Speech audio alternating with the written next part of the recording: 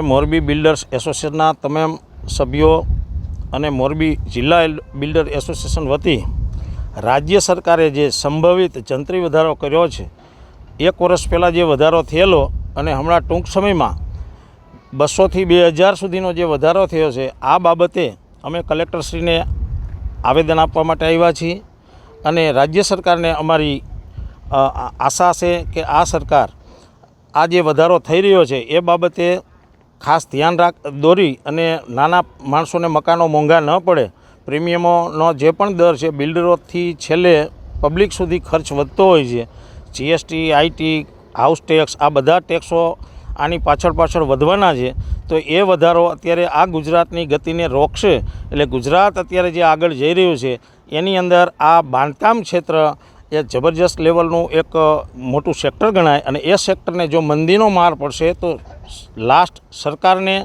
અને ગુજરાતની પ્રજાને આ ભોગવવું ના પડે અને પ્રગતિ આમનામ ગુજરાતની સતત વધતી રહે.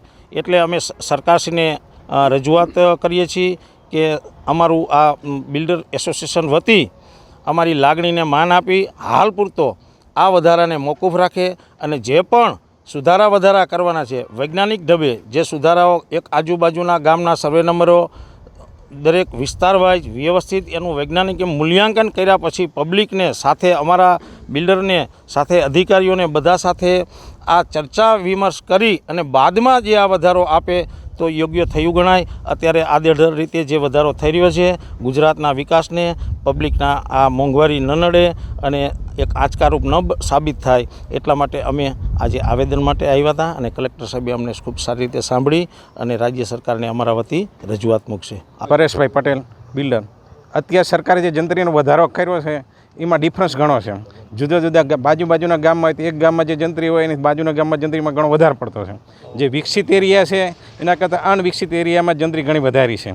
મોરબીની આજુબાજુમાં જંત્રી હોય એનાથી દૂરના ગામમાં જંત્રી, ધારો કે ધુરણા સજ્જનપર 45 લાખ 40 લાખ રૂપિયા, અત્યારે એકચ્યુઅલ માર્કેટ પણ 40-45 લાખ રૂપિયા નથી. એ જંત્રી વધારાને કારણે જે ફેરફાર થતા હતા, એકબીજા ખેડૂતોને જરૂરિયાત હતી કે વેપારી લેતા હતા, એ બધું અત્યારે બંધ થઈ જશે. આ રૂકાવટને કારણે જે વિકાસ થવો જે વિકાસ અટકી જશે અને જંત્રી હવે નવેસરથી જંત્રીનું ઝોનિંગ વૈજ્ઞાનિક પદ્ધતિ પ્રમાણે મામલતદાર, સર્કલ, સર્વે પાસે એના ઝોનિંગ ગ્રુપિંગ કરીને દરેક આજુબાજુના ગામ, ધારો કે એક તાજપર છે અને લાલપર છે, તો તાજપરમાં જંત્રી લાલપર કરતાં 10 ગણી છે. 2 ગામ સીમાડાના ગામ હોવાથી આટલો ડિફરન્સ હોવાથી જે વિકાસ થવો જે વિકાસમાં ડિફરન્સ થાય છે.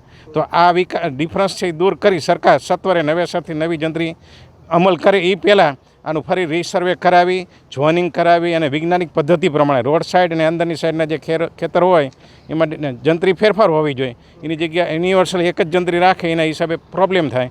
તો સરકારે આ જંત્રી મોકૂફ રાખી નવેસરથી રીસર્વે કરી અને નવી જંત્રી અમલ કરે એવી બધા બિલ્ડર એસોસિએશનની ભલામણ છે. મારું નામ ડીએલ રંગપરિયા.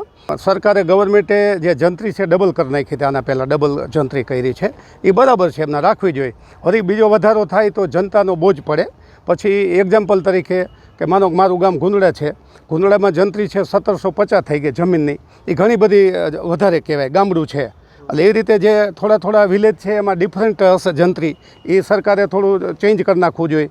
અને અત્યારે આ જંત્રીનો જે આખો પ્રશ્ન છે થોડો મોકૂફ કરવો જોઈએ, કારણ કે અત્યારે દેખાય છે બધી તેજી, પણ ખરેખર જનતા આગળ કોઈ બિઝનેસ કોઈના જનતાના ચાલતા નથી, ટોટલી મંદી છે.